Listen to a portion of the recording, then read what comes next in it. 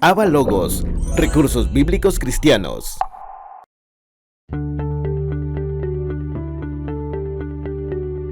Instituto Bíblico en Línea presenta Gematría Bíblica, clase 2.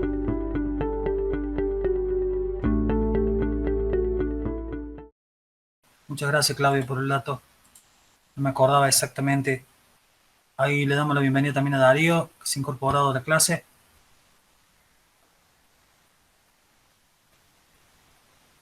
Bien, habíamos quedado, como decíamos, en el número 4. Lo vamos a adelantar hasta el número 4. ¿Sí? Habíamos visto la creación. Número 5. Bien, llegamos a la gracia. Vamos a verlo todo junto. Ustedes interrúmpanme cualquier duda que haya, por favor. Dice, entendiendo que Elohim, el 3, continúa su manifestación, ¿sí?, en la creación, ¿sí?, que es el 4, el número 5 representa al hombre llamado, redimido y salvado. Esa es, entre comillas, la conclusión. Ahora vamos a explicar por qué decimos eso. ¿Sí? El número 5 representa la gracia. ¿Sí? Este accionar llega a mostrarse en el Génesis. Tras el pecado se produce la gracia.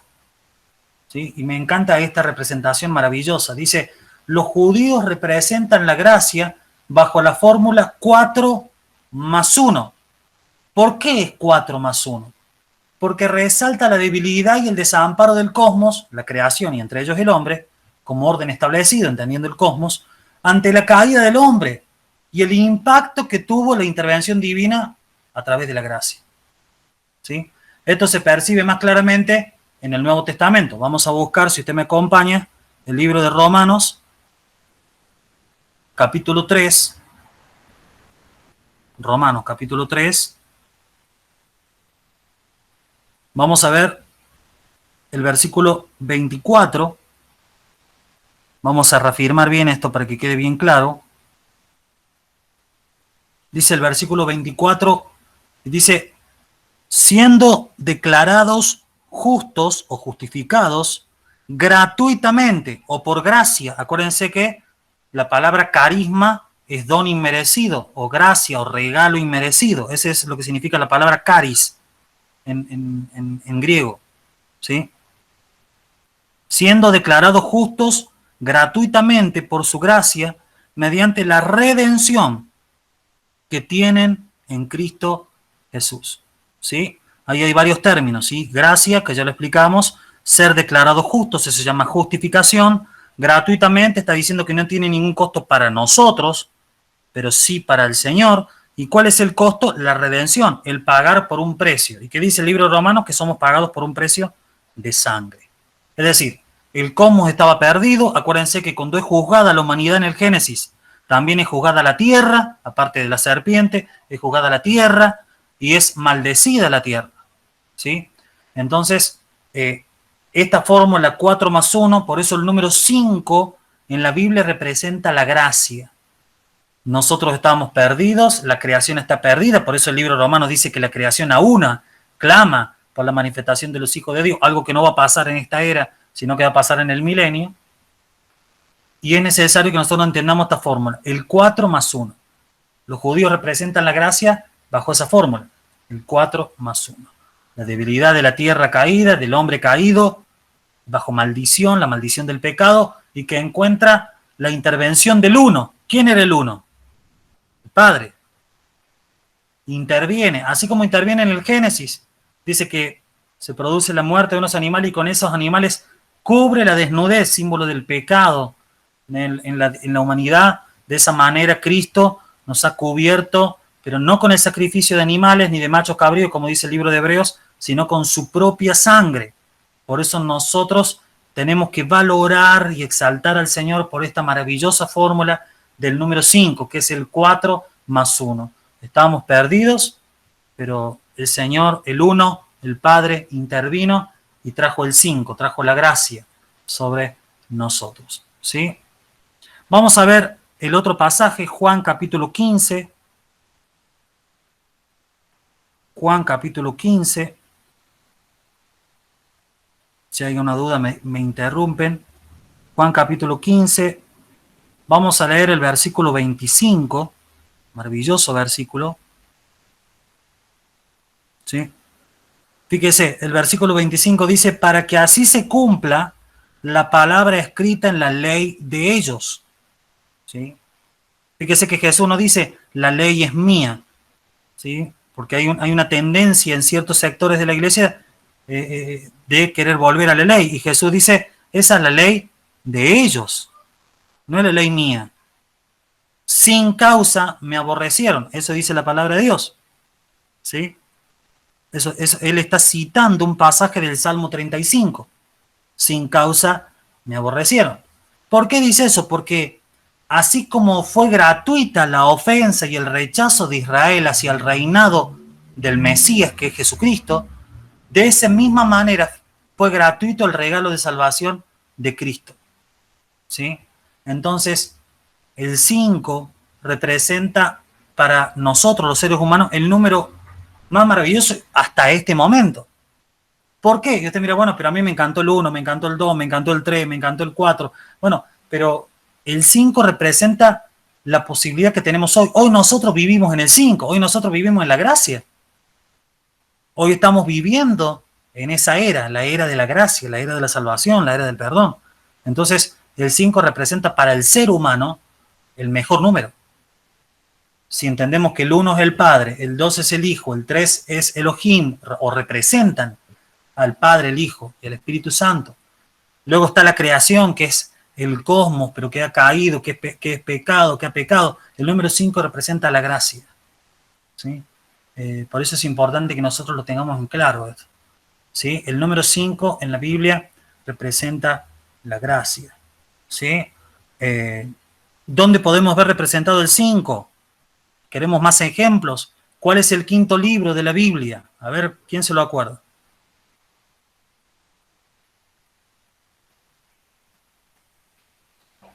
Deuteronomio. Deuteronomio. ¿Qué es lo que significa Deuteronomio?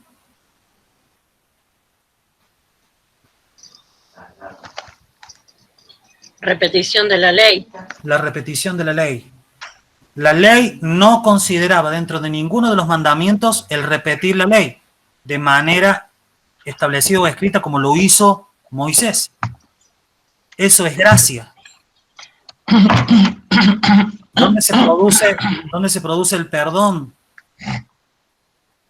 de los pecados? ¿Dónde se anuncia la llegada del Mesías por primera vez de manera directa? En Deuteronomio, en el 5, en el libro 5, en la gracia.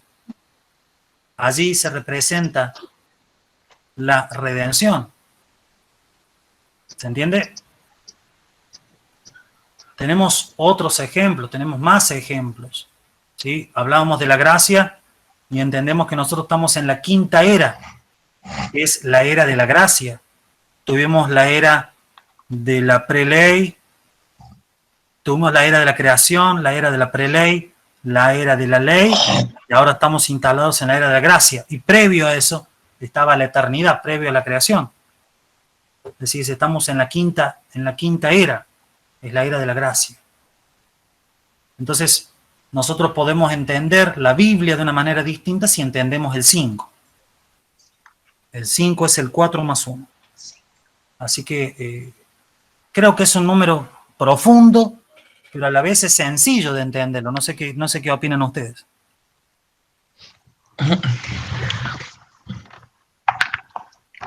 ¿Hay alguna duda? No, es como decís vos, sencillo. Bien. Seguimos.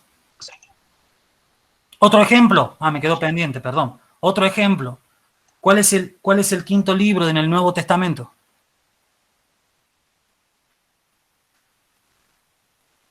En el Nuevo. Hechos. Hechos. ¿Qué representa Hechos? La expansión de la gracia, la predicación del Evangelio en las naciones. Es decir, la manifestación de la gracia misma. Exactamente. Representa a la iglesia también, porque el número 5 representaba la gracia y representa a la iglesia. Porque nosotros somos los portadores de la gracia, nosotros somos el 5.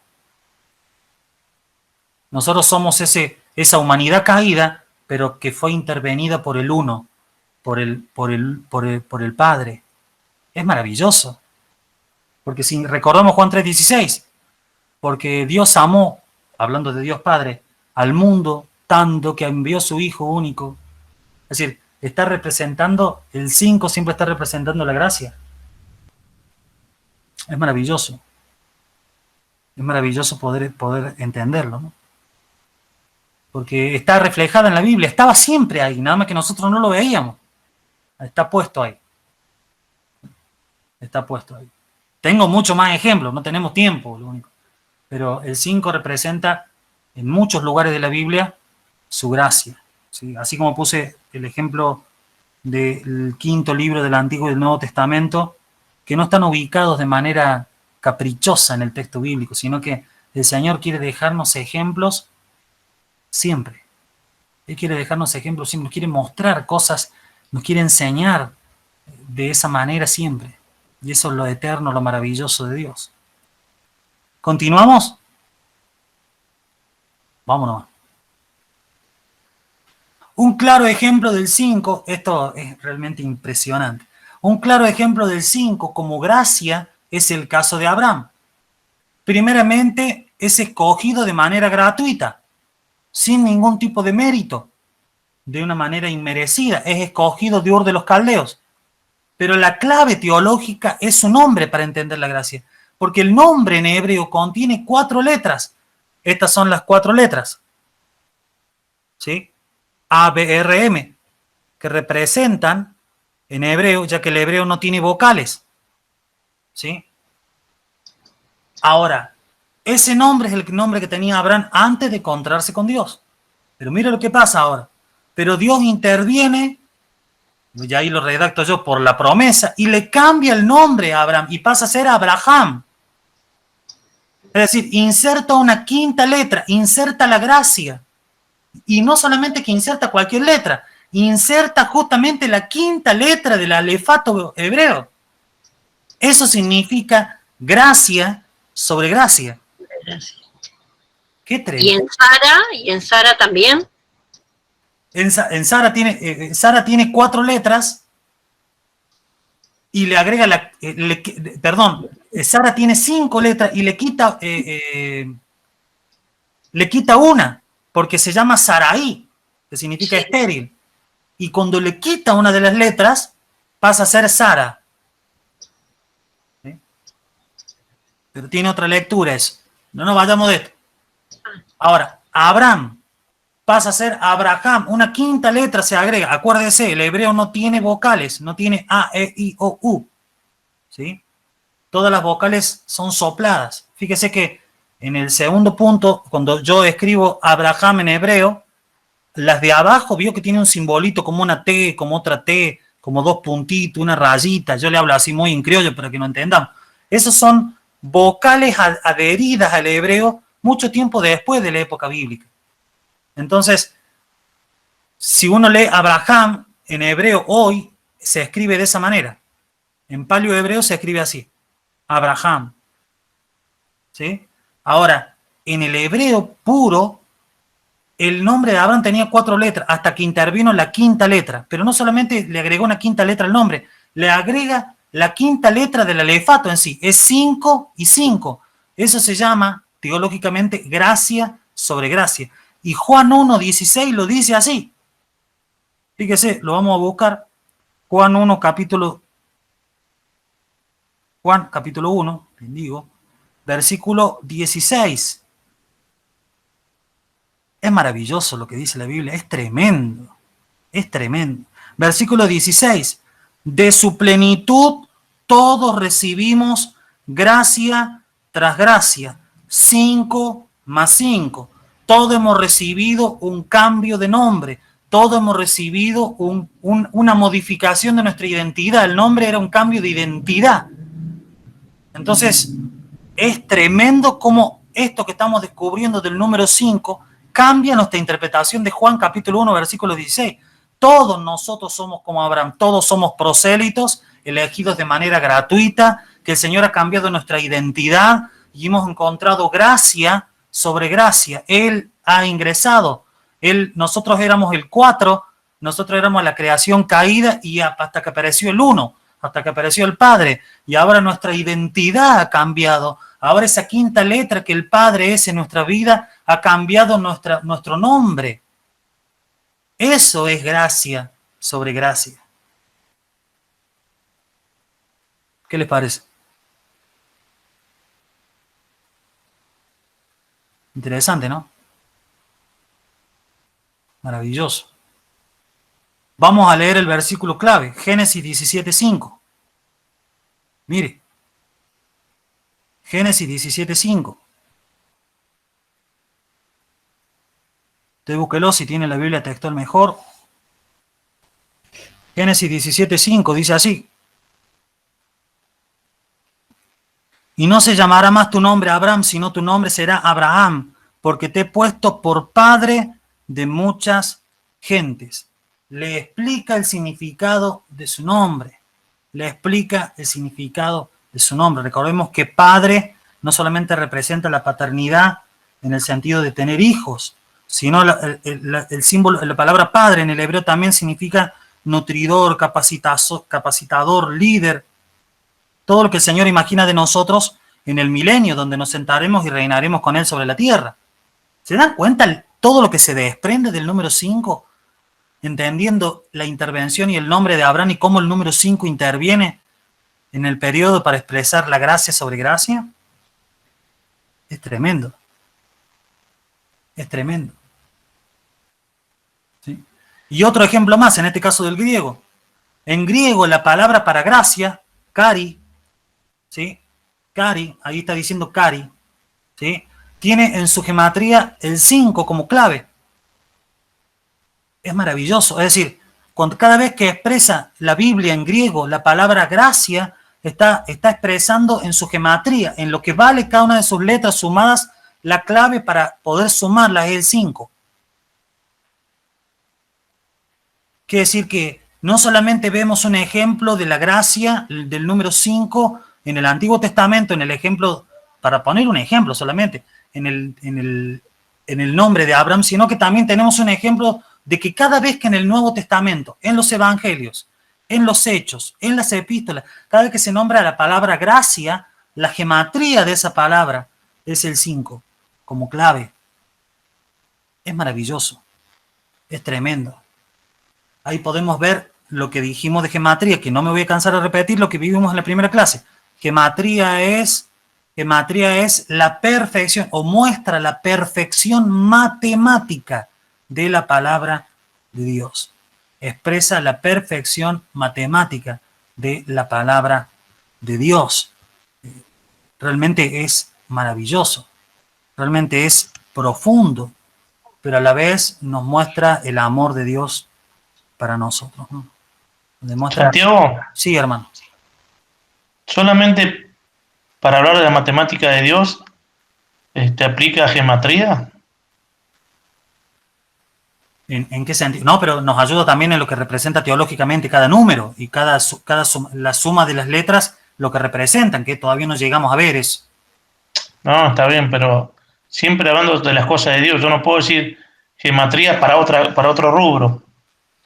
No, los judíos sí, a través de la Kabbalah, pero nosotros no. Bueno. Acuérdense que lo que yo en la primera clase explicaba que los judíos utilizaban la Kabbalah ¿para qué? Para saber si cruzaban una calle o no, si su hija se casaba con tal persona, depende de la gematría del nombre del novio. Es decir, miden esas cuestiones. Entonces, eso es sacar la gematría de su contexto natural, que es la palabra de Dios. ¿Sí? Entonces, por eso nosotros debemos cuidarnos de esas cosas. Que aquí, en esta zona donde vivo, por ahí no está tan desarrollado eso, pero hay zonas donde hay una mayor presencia de la comunidad judía, en Estados Unidos pasa, en Canadá también, donde entonces hay una mayor presencia de personas que creen ese tipo de cosas. Entonces puede haber confusiones. Pero bueno, era más o menos eso. No sé si contesté tu pregunta, Nino. ¿Quedó claro? Sí. Perfecto. ¿Avanzamos? Es maravilloso el número 5, el número de la gracia. Ay, pero muchos ejemplos. Seguimos. En lo relacionado a lo profético, el quinto reino, el de la roca, es el que destruirá los poderes mundanos, según Daniel 2, 32 al 35. Es tremendo. Lo leemos, si les parece, para que nos quede claro lo que está diciendo Daniel, pero es tan precisa la palabra, es tan maravillosa. ¿Sí? Fíjese lo que dice Daniel capítulo 2.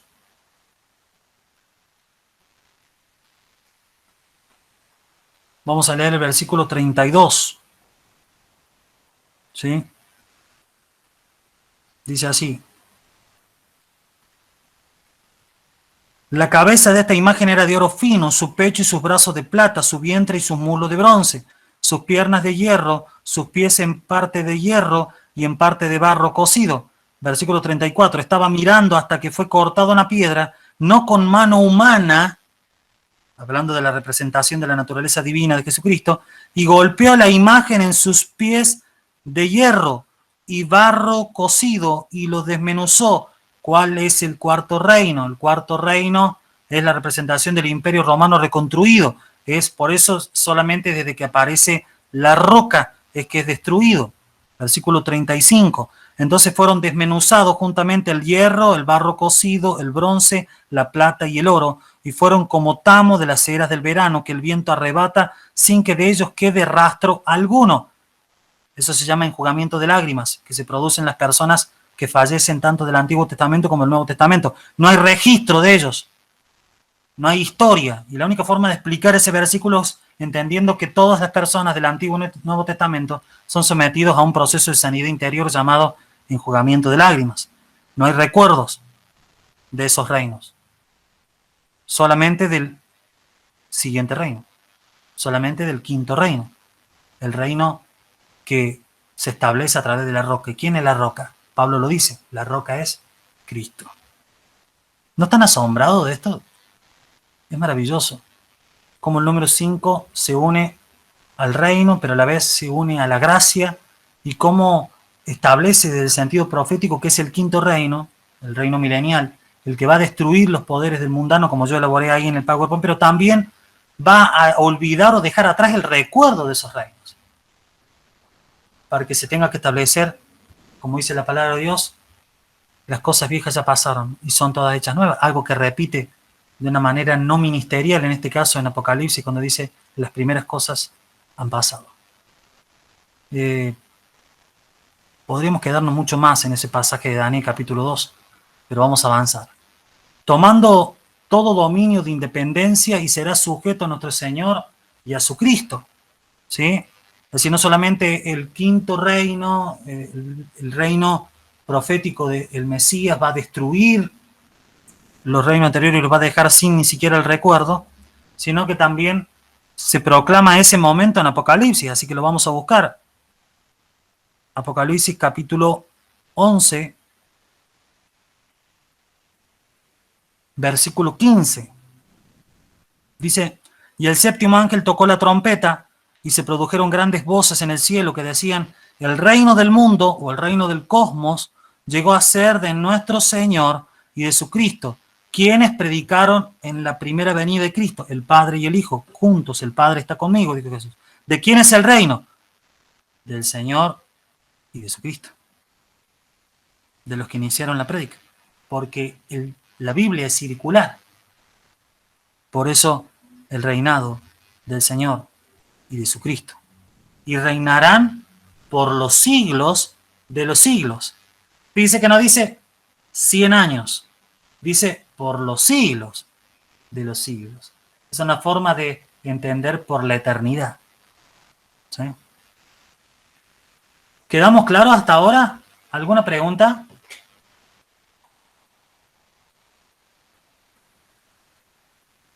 ¿Alguna duda?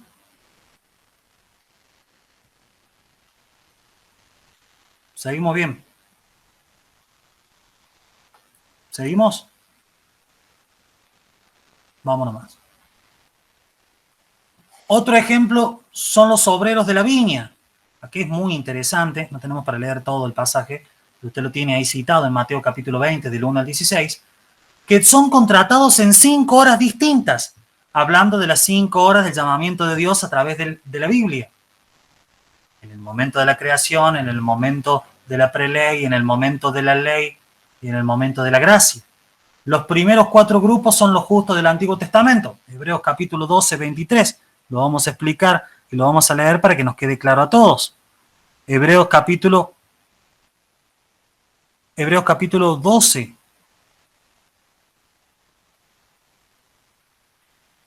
Vamos a leer el versículo 23. Dice: a la iglesia de los primogénitos inscritos en los cielos, a Dios, juez de todos, y a los espíritus de los justos hechos perfectos. ¿Sí? Ahí está hablando de los seres, de las personas que vivieron, de los justos del Antiguo Testamento. ¿Sí? Es maravilloso. Mire lo que dice el versículo 22. Dice: sino que os habéis acercado al monte de Sión, a la ciudad del Dios vivo, a la Jerusalén, la celestial, y a las miríadas o a los millones de ángeles. Versículo 23, a la iglesia de los primogénitos inscritos en el cielo, a Dios, al juez de todos, y a los espíritus de los justos hechos perfectos. ¿Qué está pasando con los justos del Antiguo Testamento? Son hechos perfectos en este tiempo. Todavía no han sido con cuerpo glorificado. Eso va a pasar en el momento del rapto, cuando los muertos en Cristo y los muertos del Antiguo Testamento resucitan y vuelven a la vida. Pero este ejemplo del número 5 también se representa en una parábola de Jesús, de los obreros de la viña. Los primeros 4 grupos son los justos del Antiguo Testamento, según Hebreos 12, 23. En contraste con los de la última hora, que son los que menos trabajan una sola hora y reciben la misma paga que los anteriores. Ese es un símbolo que nosotros somos esos obreros de la quinta hora. Nosotros somos los obreros de la gracia, los obreros de la quinta hora. Estamos y que trabajaremos mucho menos que ellos, pero tendremos la misma paga, la vida eterna. No sé si lo habían visto de esa manera antes. Pero el número 5 nos ayuda a entenderlo más. Otro ejemplo es lo que leemos ahí en el tercer punto, en la placa. La palabra paracletos está 5 veces en el Nuevo Testamento. No 4, no 3, no 1, sino 5. ¿Sí? Y hace referencia al Espíritu Santo. Continuamente la palabra paracletos hace referencia al Espíritu Santo. 5 veces.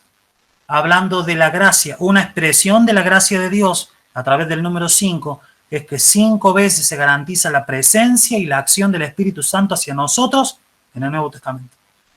¡Qué seguridad! ¡Qué profundidad!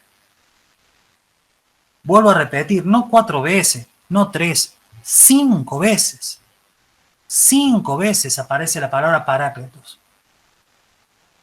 Eso nos está dando un mensaje a nosotros. Eso nos está enseñando algo, su garantía de su presencia, su compañía y su ayuda en este tiempo. Yo realmente estoy asombrado cada vez que repaso esto, cada vez que sigo aprendiendo cosas similares a esta, de la gracia, del poder, y cómo Dios se manifiesta a través de este maravilloso número, el número 5, el número de la gracia. Muy bien, antes de pasar al número 6, ¿alguna duda? No. Claudia, ninguna duda. Claudio, Darío, bueno, no los puedo nombrar a todos, pero Agustina, ¿alguna duda? ¿Alguno? No, Santiago, vengo bien. Bien, perfecto. Muy bien. Vamos a ver el número 6. Creo que acá faltan 10 minutos para la hora 22. Si logramos entender esto bien, vamos a pasar por lo menos a la introducción del número 7, que es uno de los números más profundos, junto con el número 8 y el 12. Así que bueno, el objetivo es que logremos ver hasta la introducción del 7. El número 6, ¿qué representa? El hombre, la humanidad. ¿Sí? Vamos a ver. El hombre, la humanidad. ¿Por qué es el número 6 el número relacionado en gematría bíblica con la humanidad o el hombre? ¿Por qué es el número del día? Más precisamente de la era, porque lo que fue traducido en Génesis como día tiene una aplicación más de temporada, de era, de estación.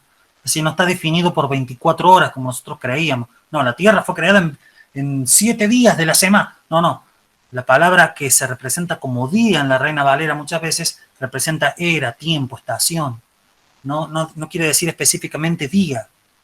Bueno, el número de la era o el día o estación en el que fue creado el ser humano es el 6. Y no solamente esto, sino que a través de la ciencia se ha descubierto que el ser humano está construido por 60 elementos químicos de la Tierra. ¿De dónde es construido el hombre? De la Tierra. Y no solamente un número perfecto, sino que es 6 por 10. Es decir, para representar los 60 elementos químicos es 6 por 10. Ahora, el número 6 es la clave para entender de que nosotros fuimos creados de la Tierra y la ciencia lo garantiza, porque los 60 elementos químicos con los que están conformados los seres humanos vienen, la mayoría, todos de ellos, perdón, están puestos en la Tierra. Bueno, es un dato esclarecedor y un dato científico, un dato que tiene trascendencia ya no solamente a lo teológico, sino a lo científico, ¿no? Algo que garantiza la creación directa y real del hombre de la Tierra. Así que me pareció un dato importante para agregarlo como un adicional, como un aditamento a lo que estamos viendo con respecto al número 6. También este número hace referencia a lo infructuoso o a lo hecho que no da fruto. ¿Sí?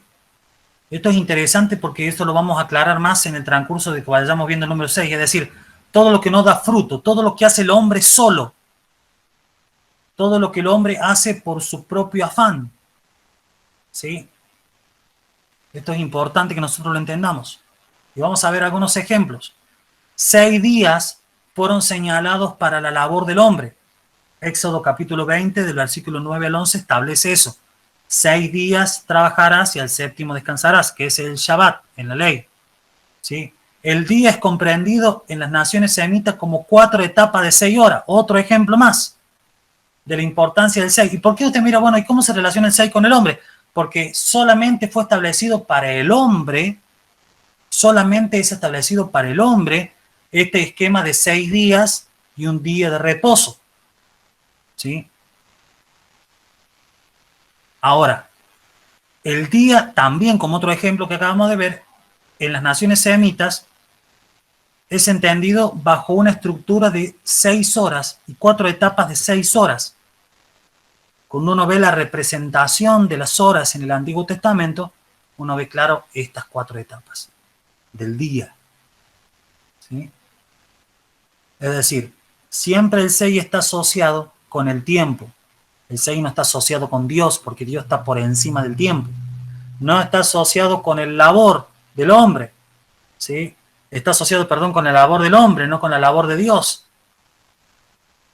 Es decir, todo da señas o da ejemplos de que el 6 está asociado con el hombre.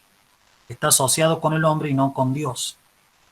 Otro dato interesante que me pareció muy profundo, que lo vamos a ver, es que los 12 panes de la proposición, que son ubicados en el lugar santo, fueron divididos en 2 hileras de 6.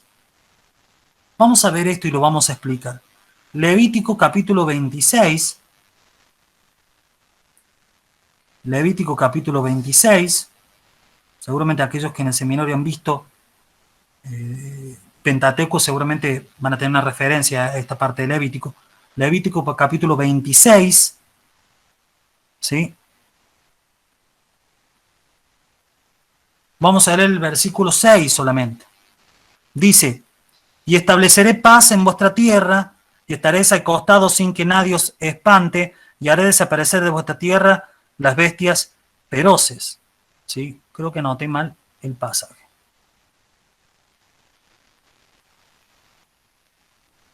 Sí. Anoté mal el pasaje, hermanos.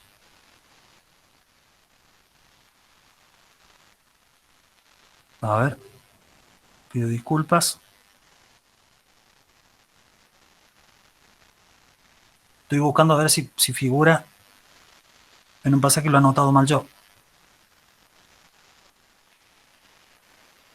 Bueno, pero quiero que quede clara la idea. Ya le voy a buscar el pasaje y lo voy a corregir al PowerPoint después. Los panes de la proposición tenían una mesa específica donde eran ubicados, ¿sí?, en 2 hileras de 6. Cada pan representaba Cada pan representaba la presencia de una tribu delante del lugar santo ante Dios. Ahora están ubicados y divididos en 2 hileras para representar que esos 12 panes de la provisión no producían salvación de manera completa. ¿Por qué? Porque esos panes eran repuestos una vez al día. Perdón, Santiago. En el capítulo 24, 5 al 9. Ahí está. Levítico 24. Sí. Bien, muchas gracias. Levítico 24, así lo leemos. 24 del 5 en adelante. Dice, tomará flor de harina y cocerás con ella 12 tortas. Cada torta será de 2 décimas. Las colocarás sobre la mesa de oro puro en 2 hileras, 6 en cada hilera en presencia de Yahweh. Y sobre cada hilera pondrás incienso puro y será por el pan como memorial, o como memoria, como señal, o como testimonio. Será ofrenda ígnea o quemada ante Yahweh. ¿Sí? En el 8 dice, en el Shabbat lo dispondrá delante de Yahweh continuamente de parte de los hijos de Israel como pacto perpetuo. 12 panes divididos en 2 filos. Mira, ¿qué tiene que ver con el número? Porque el 6 más el 6 es la representación. Aún en la ley el Señor le quería enseñar al hombre de que no podían ser salvos por sus propias ofrendas. No podían ser salvos por sus propios actos. Por eso el 6 vimos que hace referencia a lo infructuoso. ¿Por qué decimos esto? ¿Por qué puedo decir esto? Porque en el Nuevo Testamento dice que si la ley produce vida y produce salvación, en vano murió Cristo. Es decir, si la ley, a través de estos actos memoriales y simbólicos de colocar 12 panes en 2 filas de 6, producía salvación y perdón de pecados, en vano vino Cristo. ¿Qué significa esto? Que el número 6, en esas 2 filas de 6 panes de la proposición, representaba lo infructuoso que era la salvación bajo la ley. En cambio, nosotros tenemos el sacrificio perfecto, la ofrenda perfecta, el sacerdote perfecto. Ya no necesitamos presentar sacrificio ni respetar leyes ceremoniales de la ley mosaica. No estamos atados a ello. ¿Se entiende el ejemplo que les quería poner? Básicamente, lo podemos ver el número 6 en toda la ley. Podemos ver el número 6 claramente en muchas cuestiones. ¿Sí? Es interesante poder ver la ley a través de la gematría bíblica. Es muy extenso, es muy profundo, pero es muy interesante. Continuamos con el otro ejemplo. Las 6 intercesiones de Abraham marcan la ineficacia humana. ¿Por qué intercede Abraham? ¿Por quién? ¿Por Sodoma y por Gomorra? No intercede una, no intercede 2, intercede 6 veces. 6 veces pide por la salvación de Gomorra. ¿Se acuerda cómo era? Primero arrancó por 50, por 40, por 30. Iba bajando la expectativa de personas justas que se encontraran para que Dios no destruyera la ciudad. Bueno, 6 son las intercesiones. Eso me está hablando de que es infructuosa la intercesión del hombre sin la ausencia de la intervención divina. ¿Sí? Es muy interesante esto. ¿Sí? Vamos a ver Romanos capítulo 8. Ahí lo tenemos citado, hermanos. Romanos capítulo 8. ¿Alguna duda hasta aquí? ¿Están todos callados? Para mí que o la están entendiendo todas o tenemos que arrancar de lunes. ¿Hasta ahora viene bien? Viene bien, parece. Versículo 8, vamos a leer el 26 y el 27. Dice, y asimismo también el Espíritu ayuda a nuestra debilidad, pues no sabemos qué orar como conviene, pero el mismo Espíritu intercede con gemidos indecibles, hablando de las personas que tienen el don de hablar en lenguas. ¿Sí? Recordemos que el hablar en lenguas en la Biblia no figura como la evidencia principal del bautismo del Espíritu Santo, sino que hemos sido bautizados con toda la unción del Santo y 1 Corintios dice, ¿acaso todos hablan en lenguas? De ninguna manera. El mejor ejemplo de alguien lleno del Espíritu Santo que no habla en lenguas es el mismo Jesucristo. Por eso lo aclaro siempre. ¿Sí? Ahora, estas 6 intercesiones de Abraham marcan la ineficacia humana, como decía ahí el texto. ¿Sí? En Génesis 18 ustedes pueden leerlo tranquilamente. ¿Por qué faltó la intercesión divina? Porque Abraham está intercediendo ante Dios. Ahora, porque en ese momento no estaba activo el ministerio de la intercesión de Jesucristo. Se activa, entre comillas, el ministerio de la intercesión de Cristo en el momento en que muere y resucita y asciende al cielo, porque es necesario que yo me vaya al Padre y después aclara la palabra de Dios que Él intercede por nosotros. No hay otro intercesor entre Dios y los hombres, intermediario, sino Jesucristo, hombre. ¿Sí? Por eso no se produce la respuesta a la intercesión de Abraham, solo se expresa una acción de misericordia. Lot y su familia son salvados, a excepción de su esposa, que mira para atrás y queda convertida en la estatua de sal. Cuarto punto, con respecto al número 6. La descendencia de Caín se nombra hasta la sexta generación. ¿Se acuerda cuál era el objetivo de Caín? Caín lo que intenta hacer es se rebela contra Dios, mata a su hermano, se va lejos del lugar donde vivían sus padres y su familia, y la Biblia muestra la generación de Caín solamente hasta la sexta generación, mostrando que el mal tiene un final, que es el número 6, porque en el 7 llega lo perfecto. En el 7 llega lo perfecto. Vamos a leer en Génesis capítulo 4. Génesis capítulo 4. Vamos a leer el versículo del 16 al 20. Dice, y salió Caín de la presencia de Elohim y se estableció en tierra de Nod frente a Edén, y conoció Caín a su mujer y concibió y dio a luz a Enoc. Estaba edificando una ciudad y llamó a la ciudad por el nombre de su hijo Enoc. A Enoc le nació Irad, tercera generación. A Irad le engendró a Mehujael, cuarta generación, y engendró a Metusalén, y Metusalén engendró a Lamec. No se nombra la descendencia de Lamec. Es decir, termina hasta la sexta generación, mostrando lo infructuoso que es rebelarse contra Elohim, rebelarse contra el Señor. Sus generaciones, su fruto, por eso el 6 representa lo infructuoso. No resultó nada de la generación. El borrar las generaciones de Caín, los hijos de Caín, y solamente nombrar hasta la sexta generación, es una clave bíblica para entender, no que no hay descendientes de Caín en el sentido directo, sino que no los nombre significa que no son importantes para el propósito de Dios, no pertenecen al propósito de Dios. La ausencia de nombrar los descendientes de Caín tiene esa representación para nosotros. Acuérdese, el 6 representa el número del hombre, de algo infructuoso, algo que no es perfecto. ¿Sí? Es interesante, ¿no? Es muy interesante. ¿Sí? Otro dato interesante es que la serpiente aparece creada al sexto día. Aparece de la creación al sexto día. Y también el sexto mandamiento es clave, porque también nos da otra clave de gematría, en este caso teológica, en Deuteronomio 5:17, y nombra que es el mandamiento que hace referencia al asesinar, al quitar la vida. Entonces, mira, bueno, ¿esto qué tiene que ver? Porque el sexto mandamiento está relacionado con los demás, está relacionado con el prójimo, y está marcando esta idea de que lo sexto es la acción del hombre. La acción del hombre por resolver un conflicto o por una acción de justicia es la muerte.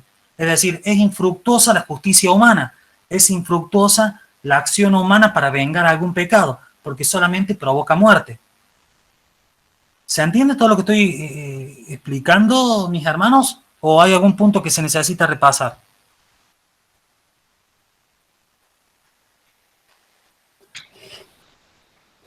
Es bastante información. Ah, bien. Pero se va entendiendo lo que se va diciendo. Sí. Bien. Y lo más interesante es que, así como nombra la ley el sexto mandamiento que hace referencia al asesinato, la sexta cláusula del Señor, ¿sí?, en el Padre Nuestro hace referencia al pecado y perdona nuestros pecados, así como nosotros perdonamos a los que nos ofenden. Quiere decir que en la ley mosaica y en la ley del amor, la sexta cláusula que hace referencia al hombre, le muestra su defección, le muestra lo infructuoso que es, le muestra su pecado. ¿Sí? Una denuncia el asesinato, el quitar la vida o la venganza. Y la cláusula en el Padre Nuestro, en la ley del amor, establece la referencia hacia el pecado en general. Es decir, es más amplio. Sí, es como que involucra todo el pecado. En el caso del Nuevo Testamento, en cambio, en la ley solamente hace referencia al asesinato. Es interesante esa observación, ¿no? Que se intensifica lo que tiene que ver con la ley del amor. Cuando hablo de ley del amor, estamos hablando de todos los mandamientos que establece la palabra de Dios a través de Jesucristo, que son en los evangelios y que son reafirmados en los textos epistolares, es decir, en las epístolas de Pedro, Juan, Judas y Santiago, y Pablo, obviamente. ¿Quedó claro hasta ahora? Vamos bien, seguimos. Y vamos a entrar en el número 7. Vamos a entrar en el número 7, solamente vamos a hacer una introducción. Vamos a tratar de ver, esto lleva un tiempo porque es uno de los números más profundos. Es el número de la perfección, el número de la plenitud. Y vamos a ver por qué es el número de la plenitud. Es identificado con un número de la complexión, o algo completo. Algo completo. ¿Sí? Algo íntegro. Por eso muchos lo definen de una manera muy, pero muy resumida y dicen es el número de Dios. Todos son los números de Dios. Pero en el sentido de integridad, de algo completo, en esa característica obviamente se relaciona con Dios. La palabra hebrea Sheva representa en sus 3 raíces el mensaje que da el número 7 a nosotros. Fíjese, la palabra Sheva es 7, plenitud y juramento. Las 3 ideas se encuentran asociadas en toda la Biblia con Dios. Yo puse un ejemplo nada más.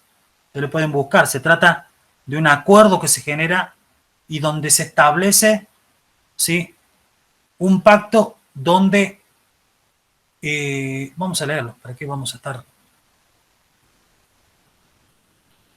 Para que todo lo podamos ver. Génesis capítulo 21. Génesis capítulo 21, vamos a buscar el versículo 29 al 31.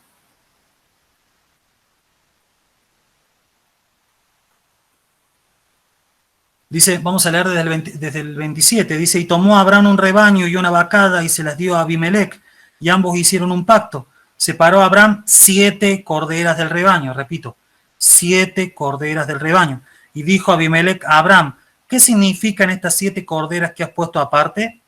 Versículo 30, y dijo, que tomarás de mi mano estas 7 corderas, vuelvo a repetir, a fin de que me seas testigo de que cabe este pozo. ¿Sí? Ahora, hacen un pacto, dice en el versículo 33, plantan un tamarisco. Cada vez que un judío planta un árbol, es símbolo de perpetuidad, de algo eterno. Por eso, a un hombre judío como Juan en el Apocalipsis, lo primero que él ve plantado en esa visión que él tiene con respecto al reino de Cristo es un árbol, el árbol de la vida, ¿sí?, que sus hojas no caen y tiene 12 frutos, uno por cada mes. Eso es simbología bíblica, eso es otra materia. Pero había que aclararlo, ¿sí? ¿Cuál es el tema importante aquí? Es que se plantó un tamarisco en Beerseba, ¿sí? ¿Qué es lo que significa Beerseba? Es el pozo de 7. El pozo de 7. Ber es pozo y Sheba, traducido así, aunque es Sheba, ¿sí?, significa 7. ¿Sí? Esos siete corderos, ¿sí?, que son dados en ese lugar, esas 7 corderas, ¿sí?, son representando, ¿sí?, el número 7, ¿sí?, representa en ese texto el pacto, un pacto perpetuo, ¿sí? ¿Por qué es perpetuo? ¿Y por qué es un pacto? Porque acuérdense lo que significaba la palabra Shiva, que es la raíz de esas 2 palabras, ¿sí? Es 7. ¿Cuántas corderas le da a Abraham? 7. ¿Por qué es pleno ese pacto? Porque Abimelec representa a los gentiles y Abraham representa el pueblo de Israel, aunque no existe pueblo de Israel, pero de aquellos que son elegidos por el Señor. Y también un juramento que se produce entre las 2 personas. Es la primera aparición plena del 7 como número gemátrico en la Biblia. Representa el 7, la plenitud y juramento. Eso representa la palabra Sheva, ¿sí? Es marcado por el número 7. Y se planta y el lugar se llama Beersheba, el pozo de los 7. ¿Se entendió a este punto? Yo voy preguntando cada rato porque los noto callados y tengo miedo que no entiendan algo. Pero el 7 nace como representación gemátrica en la Biblia, en este texto de Abraham. ¿Sí? Por eso representa el 7, representa la plenitud y representa el juramento. Las obras de Dios son marcadas por, y ahí lo escribí directamente como se escribe en el hebreo 7, que es Shin. ¿Sí? Shin. En Levítico capítulo 4 vamos a ver un ejemplo. Levítico capítulo 4, versículo 6. Acompáñenme a buscarlo aquí.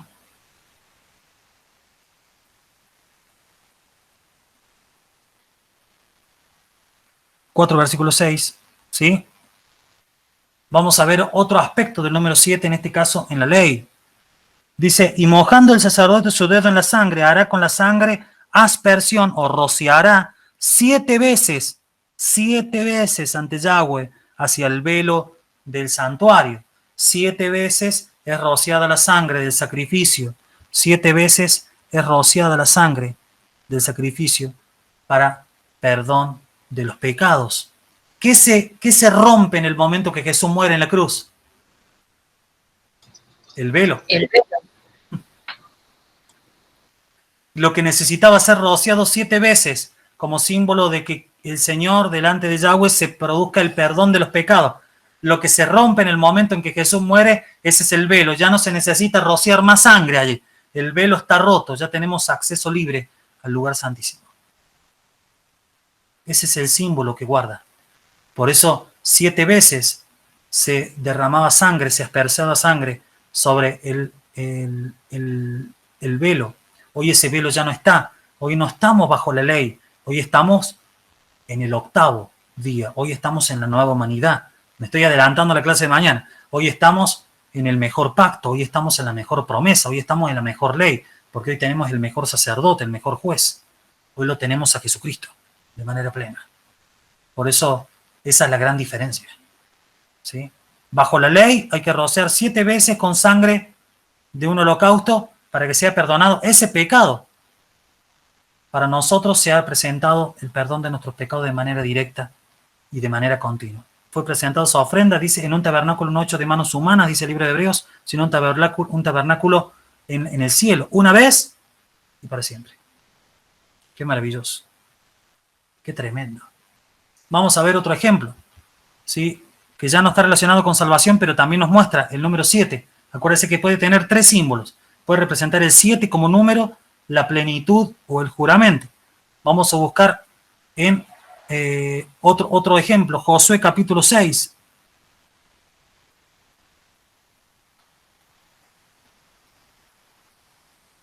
Josué capítulo 6. ¿Sí? Vamos a buscar el versículo 15, una historia que ustedes ya conocen.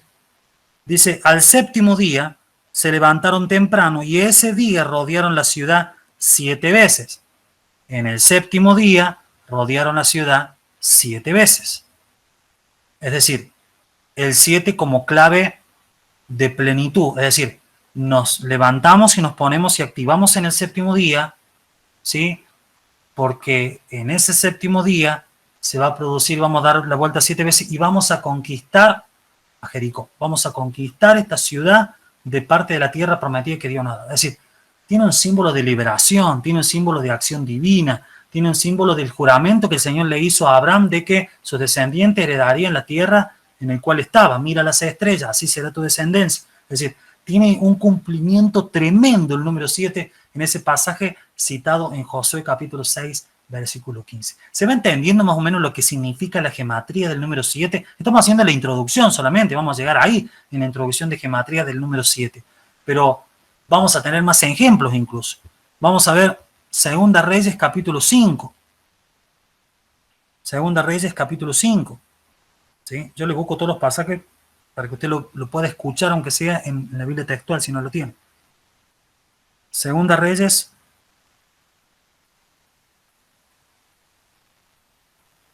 capítulo 4, versículo 5, lo que veníamos hablando en la introducción. Mire lo que dice. Vamos a leer, esto está hablando el aceite de la viuda. ¿Se acuerda este ejemplo? Esto tiene que ver con provisión, con plenitud. Mire lo que dice. Una cierta mujer de las mujeres de los hijos de los profetas clamó a Eliseo diciendo: tu esclavo, mi marido, ha muerto, y tú sabes que tu esclavo era temeroso de Yahweh. Ahora un acreedor ha venido a tomar a mis 2 hijos como esclavos suyos. Y Eliseo le dijo: ¿qué haré por ti? Dime qué tienes en casa. Y ella respondió: tu esclava no tiene en su casa sino una vasija de aceite. Y le dijo: vete a pedir vasijas a todos tus vecinos, vasijas vacías, pide prestadas no pocas. Luego entrarás y cerrarás la puerta atrás de ti y tras de tus hijos, y echarás en todas esas vasijas e irás poniendo aparte las que estén llenas. Y la mujer se alejó de él, después cerró la puerta tras sí y tras sus hijos, y ellos le acercaban y ella vertía. Versículo 6, mire, ya viene, ¿sí? Y cuando las vasijas estaban llenas, dijo a un hijo suyo: acércame otra vasija. Y él respondió: no hay ni una vasija más. Entonces cesó el aceite. Y ella fue y se lo dijo al varón de Elohim, o el Elohim. Y él respondió: ve, vende el aceite y paga tu deuda, y bebe tú y tus hijos de lo que sobre. ¿Sí?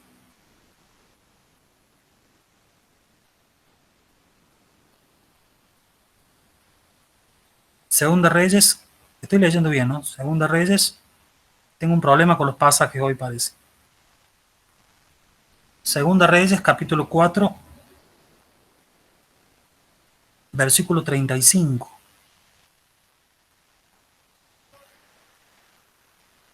Perdón. Claro, no, leíste el 5. Claro, no, me equivoqué yo. Leí el 5 y tenía que leer el 35. Le pido disculpas. Dice: y dio vueltas y se paseó de un lado a otro por la casa. Está hablando de la intercesión de Eliseo por el hijo de la tsunamita que había fallecido. Y se paseó de un lado a otro por la casa, hablando de Eliseo, y subió y se inclinó sobre el muchacho 7 veces. Y el muchacho abrió sus ojos. Tremendo. Es decir, el 7 representado en la ley como símbolo de salvación.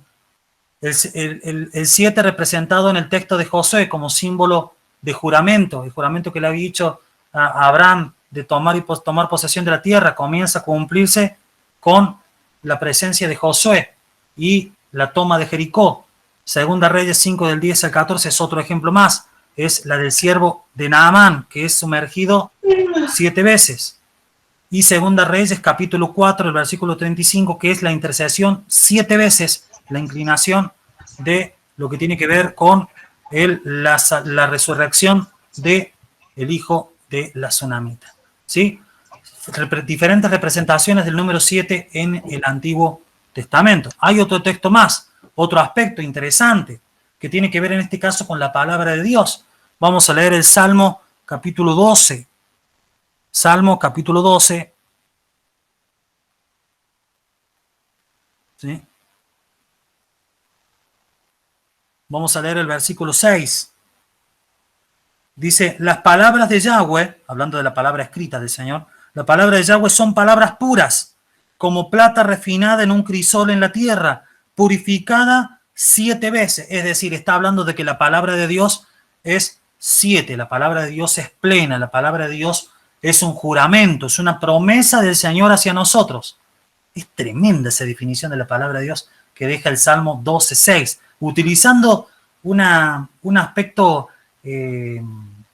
pedagógico, que para los judíos que leían el Salmo era muy normal ver ese tipo de tratamiento de la plata. Para nosotros no, pero el valor que tiene para nosotros ese símbolo numérico del 7 es que representa que la palabra de Dios es eso. Es plena, es perfecta y representa un juramento de parte de Dios hacia nosotros, un pacto de Dios hacia nosotros. Por eso se habla del antiguo pacto o del Antiguo Testamento y se habla del nuevo pacto o el Nuevo Testamento. Es interesante. Y además porque cada pacto debe ser sellado por sangre. Una por machos cabríos y otro por la sangre de su propio Hijo.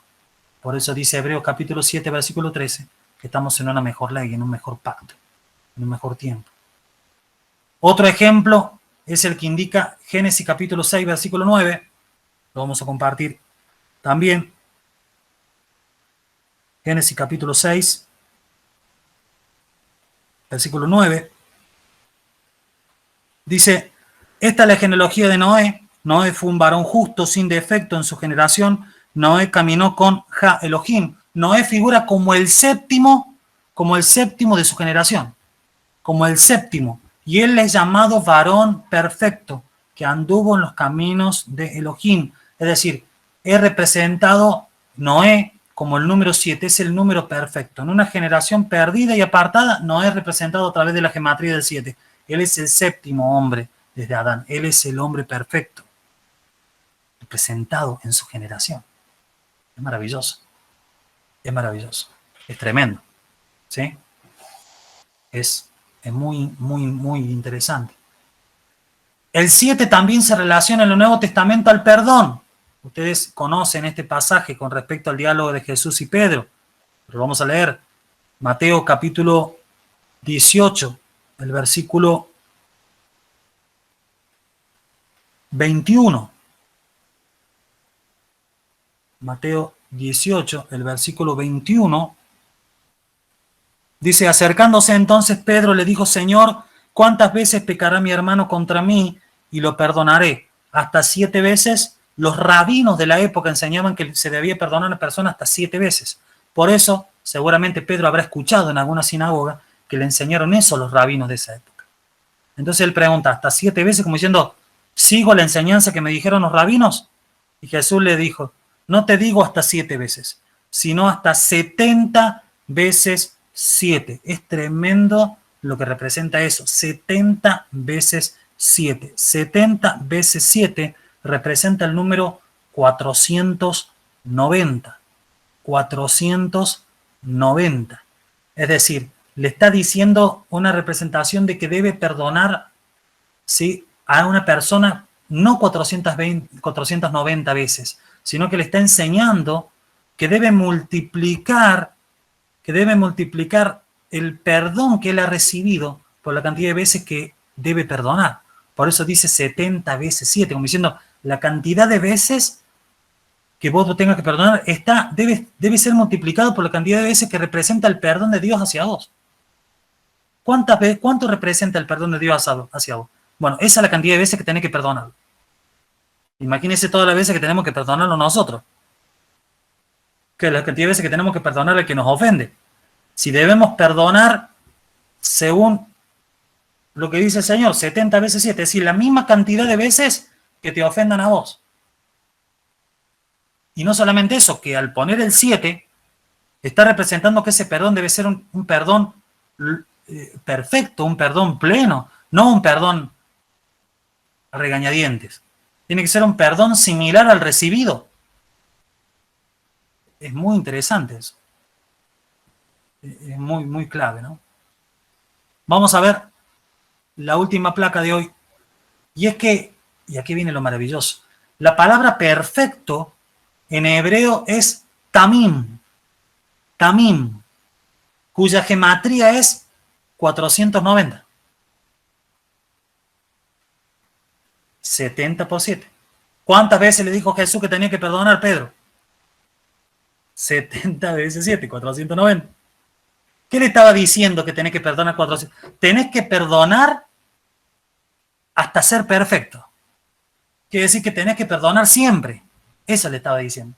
Tenés que perdonar siempre. ¿Cuántas veces debo perdonar a mi hermano? 70 veces 7. ¿Qué significa eso? Siempre. Y de esa manera, porque está el 7 presente. De una manera plena, de una manera perfecta. ¿Cuánto desafío tenemos con eso, no?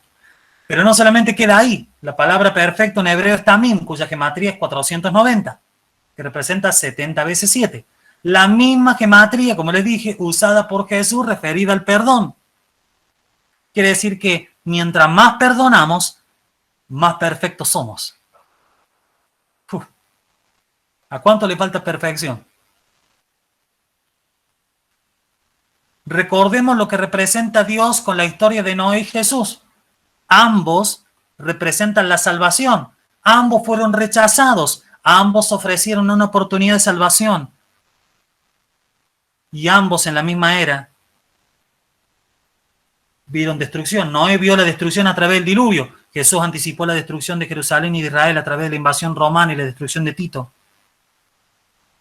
Son el tipo y el antitipo de aquellos que profetizaron salvación, fueron rechazados y que finalmente el juicio que ellos anunciaron se cumplió. la historia de Noé y Jesús están unidas gemátricamente. Por este ejemplo que le acabo de dar con respecto a la palabra perfección y por otros ejemplos. ¿Cuánto debo perdonar? Hasta ser perfecto. ¿Cómo debo perdonar? De una manera perfecta. Como he recibido ese perdón. Por eso la Biblia dice, lo que recibí de gracia, lo que recibí de 5, lo que recibí de manera gratuita, tengo que darlo de gracia, para que se cumpla lo que hemos recibido. ¿Qué decía Juan capítulo 1, versículo 16? De su plenitud hemos recibido gracia sobre gracia. Entonces, ¿qué tenemos que dar nosotros? De la gracia que recibimos tenemos que multiplicar, más 5. Gracia sobre gracia. Tremendo, ¿no? Ahora, otro aspecto del número 7, ya estamos llegando al final de la clase, es que existen 7 dispensaciones, 7 etapas del trato de Yahweh con el hombre, identificadas en la Biblia. La etapa de la inocencia, que es cuando Adán y Eva no habían pecado. No había nacido Caín, ni Abel, ni Set. No había nacido ninguno de ellos. La etapa de la conciencia, en el momento donde ellos comen el fruto y se abren sus ojos y entienden el bien y el mal. La etapa de la independencia. ¿A qué me refiero con esto? La etapa cuando son echados del huerto. ¿Sí? Luego viene la promesa. ¿Sí? Estamos hablando de la era de Abraham, la era de los patriarcas. La promesa no solamente para Israel, vas a heredar esta tierra, mira al cielo y cuenta las estrellas, sino también que de tus generaciones serán benditas todas las naciones de la tierra. Está hablando de nosotros, está hablando de la iglesia. Esa es la era de la promesa. ¿Cuándo concluye la era de la promesa? Cuando se dicta la ley. Éxodo capítulo 20, se dicta la ley. ¿Cuándo concluye la ley? Lo dice Jesús. La ley y los profetas fueron hasta Juan. Eso dice Lucas capítulo 16, versículo 16. Y ahora, dice Jesús, en este momento es proclamado el reino de Dios. Y todos se esfuerzan por entrar en él. Así que el Señor Jesús, el que dictó la ley en Éxodo, es el mismo que le da la conclusión a la ley en el Evangelio de Juan. ¿Cuándo termina la ley? Cuando comienza la gracia, como lo dije recién. ¿Y cuándo culmina la gracia? ¿En el arrebatamiento de la iglesia? No. La gracia termina cuando culmina el milenio. ¿Por qué? Porque durante el milenio van a seguir naciendo personas y que por una cuestión de justicia y soberanía divina necesitan acceder a la posibilidad de conocer el Evangelio de Cristo en muchas mejores situaciones y circunstancias que la nuestra, porque Cristo mismo va a estar gobernando de manera física, visible, el mundo, junto con los santos del Antiguo Testamento, con los santos de la iglesia de los últimos 2000 años. Escrito en criollo diríamos, si te perdés viviendo en el milenio, es porque querés. Porque bajo el reinado perfecto, próspero de Cristo mismo, algo que nosotros no podemos imaginar, no creer en Cristo en esa era, casi es un chiste de mal gusto, pero va a pasar. Porque cuando Satanás es desatado por un poco de tiempo al final del milenio, dice que las naciones se unen en contra de Israel y de la ciudad santa. Viviendo 1000 años bajo un reinado justo. Mira lo que es el ser humano. Mira lo que es el ser humano. Es increíble. Dice, estos son los 7 milenios en los que la humanidad transita. La semana de Dios. ¿Sí? Ahora vamos a leer Apocalipsis capítulo 21, versículo 4.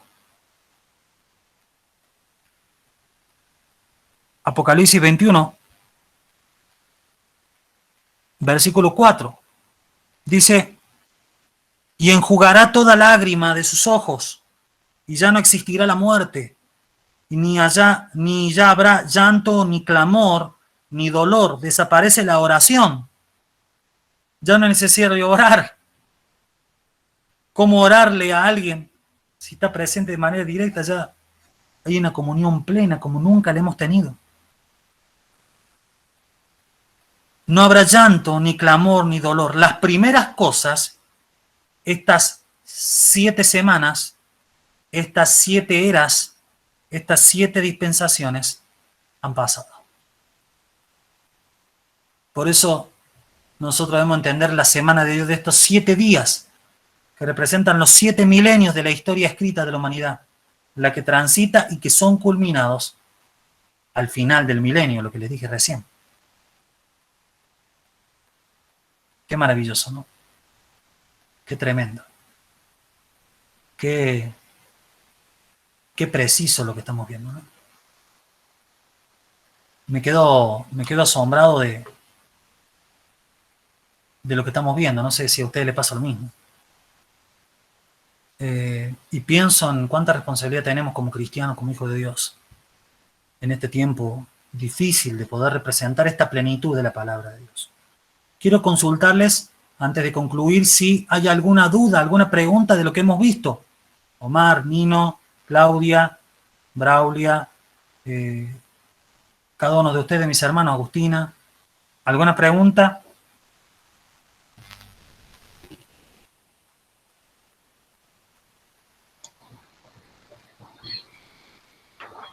No, seguramente van a surgir, ¿no? Cuando me quede pensando, o sea, te deja pensando. Y como dije antes, es mucha información. Pero la verdad es que me quedo asombrada porque todo está tan unido, tan sincronizado, tan perfecto. Bueno, como siempre, estudiar la palabra sorprende. Uno ve cosas, como decís vos, que están ahí, pero antes no las podías ver. Sí, es maravilloso. Es maravilloso. Es maravilloso. ¿Sí? Un ejemplo del 7 que está siempre pendiente es que los 3 juicios en el Apocalipsis son al número 7. Pero si uno multiplica ese 7 por 3, primero que eso representa la perfección del juicio y de la justicia de Dios, que ha sido juramentada y que iba a venir, y incluso está profetizada de la ley. Pero lo que quería decir es que si uno multiplica el 7 por el 7 por el 7, se va a encontrar con un número llamativo. ¿Sí? Si ustedes tienen una calculadora ahí, pueden verlo claramente. ¿Sí? Y es multiplicado por 3. Es decir, hay 3 juicios por parte de un Dios plural, que se representan en 3 manifestaciones. Un juicio por cada persona. Un juicio del Padre, un juicio del Hijo y un juicio del Espíritu Santo. Pero, increíblemente, posteriormente a eso, vuelve la rueda, vuelve el Padre, ya no con juicio, sino que dice, el libro de la Biblia en Efesios dice, y que Jesucristo, teniendo el reino, se lo entregará al Padre para que todo vuelva a ser de Él. Vuelve de nuevo ese orden del Padre, del Hijo y del Espíritu Santo, porque el primero que se revela en el Antiguo Testamento es el Padre, luego sigue el Hijo, luego el Espíritu Santo. Pero me quedé pensando en ese triple juicio, y cada juicio tenía 7 copas, 7 trompetas. Es decir, es tremendo. ¿Alguna duda más? ¿Algún comentario más? Ahí Darío nos ponía que estaba muy bien, que le parecía muy bien. Braulio también mandó un mensaje que estaba pidiendo al Señor la sabiduría para poder absorber esta información. Bueno, algo parecido a lo que decía Claudia también. ¿Algún comentario más? No, ¿Hay un mensaje en la 7 Alexis? Sí, Claudio. Ahí vamos de poco. Decime, Claudio. Coincido totalmente con Claudia y con Braulia también. Es mucho para procesar y qué profundo que es todo. Sí, es muy bien. Y bueno, acá están los comentarios de ustedes mismos, dentro del chat, ahí lo estoy viendo. Así que bueno, es para procesar. Es la introducción del número 7, ¿no? Es la introducción. Luego vamos a ver cómo el 7 se relaciona con los nombres de Jesucristo. Bueno, lo que viene mañana es tremendo. Y vamos a ver, bueno, nos queda el jueves y viernes para terminar, es maravilloso. Así que yo le pido que no se lo pierda, que esté presente, porque vamos a descubrir más cosas. ¿Alguna última pregunta? Si no, vamos a orar. ¿Amén? Vamos a orar. Omar, no sé si tenía algo para decir. Perdóname, Omar. No, quería preguntar si había alguna, o sea, si representaba algo las 7 iglesias del Apocalipsis, porque Claro. dijiste que 7 era perfección y bueno, Dios llama la atención a todas las iglesias como llevándolo a eso, ¿puede ser? Exactamente, el 7 representa la perfección del Señor, representa que la iglesia es el estado perfecto de Él, es la institución perfecta, y no solamente eso, les invito, hermanos, que ustedes busquen en Google, si tienen un tiempito esta noche, fíjense cómo están ubicadas las iglesias. Están ubicadas en el sentido, y están escritas las cartas, y ubicadas las iglesias en un sentido del reloj, como diciendo que, como que es el reloj profético de Dios. Como si dando a entender que es el reloj apocalíptico, como diciendo que la iglesia representa el último estado, la última era, el último reino, como lo vimos hoy, el reino de la iglesia, el reino de la gracia, el quinto reino. Así que yo entiendo que muchas veces toda esta información se necesita procesar, pero la idea es esa. Uno no está aprendiendo gematría totalmente, está entrando en la gematría para que tomando la gematría, ahora usted pueda leer la Biblia, mi hermano, mi hermana, de una mejor manera, de una manera más completa, más plena, más profunda. Tremendo. Es maravilloso. Profe, ¿puede ser que el número 7 también nos dé, ¿cómo se llama? El símbolo de la santificación? Sí, claramente. La enfermedad es símbolo de pecado. ¿Y cuántas veces se sumerge en Amán para que esa lepra, símbolo de su pecado, se vaya? 7 veces. ¿De verdad? Ok. Hay 7 mensajes de Cristo hablando sobre el pecado, hay 7 parábolas relacionadas con el reino. El 7 está en el discurso de Jesús, porque Él es el perfecto, Él es el manifiesto, Él a la vez es la palabra, Él a la vez es el 2, que conjuga el 1, que forma parte del 3, y que nos trae el 5, que es la gracia. Y que salva el 6, que somos el hombre, y que completa el 4 para que se vuelva gracia, porque es el 4 más 1. Ahí aceleré la moto, pero ya vamos a ver a Yahweh, su nombre y cómo se representa en cada número. Es maravilloso, eso lo vamos a ver si podemos mañana. Yo tengo un cuadro armado donde ustedes van a ver eso. Pero bueno, poco a poco. Nos vamos a despedir, si no hay otra duda, lo dejamos hasta allí y arrancamos en el día de mañana. ¿Oramos? ¿Les parece? Oramos juntos así, ustedes acompáñenme. Padre, te damos gracias en esta noche, Señor bendito, adorado, porque podemos ver la profundidad de tu palabra, tu presencia, podemos ver cómo te revelas de una manera perfecta, Señor, hacia nosotros, y has guardado en el símbolo de cada uno de estos números, Señor, una representación de tu amor, de tu gracia, también de tu juicio, también de tu perfecta determinación de las eras, de los tiempos, Señor, y hoy nos has regalado vivir en esta era de la gracia, la era de la iglesia. Hoy no solamente eso, sino que somos hijos de tu gracia. Somos hijos de tu perdón y hoy te pedimos que nos ayudes a cumplimentar lo que tú nos has pedido. Señor, poder ir no solos, sino como dice de 2 en 2, en equipo, en iglesia, en cuerpo, a poder llevar tu palabra a aquellos que no la tienen, Señor. Te lo pedimos, así como tú lo hiciste, tú y el Padre, Señor, y trajeron al Espíritu Santo para que se quedara con nosotros el Consolador, el Paracleto, que he nombrado 5 veces, símbolo de la gracia tuya, que nos acompaña, que nos guía, que nos asiste, que nos ministra, que nos consuela. Te pedimos, Espíritu Santo, que tú obres en cada hermano que está conectado ahora, que tú los llenes de tu Espíritu Santo, que traigas sobre ellos la convicción de que cada número, de que cada cifra que hemos visto representa tu gran propósito para no solamente la iglesia en general, sino para cada uno de ellos, para cada una de sus iglesias donde ellos se congregan. Espíritu Santo, toma el control y el dominio de cada palabra dicha aquí, que todo lo que se conserve en su mente sea aquello que tú has revelado, todo lo que tú has permitido que sea explicado de manera correcta pueda preservarse en su corazón y en su mente. Te lo pedimos en el nombre poderoso de Jesús. Ayúdanos a aplicarlo y no solamente a aplicarlo y a entenderlo, sino también a vivirlo, a vivir en ese Dios perfecto, aún también matemáticamente perfecto. Te adoramos, Señor, en el nombre de Jesús. Amén y amén. Mis hermanos, que Dios les bendiga. Nos reencontramos mañana a las 21 horas. Conéctense unos minutos antes si quieren, como hicimos hoy, para poder seguir viendo el tema. Ok, bendiciones.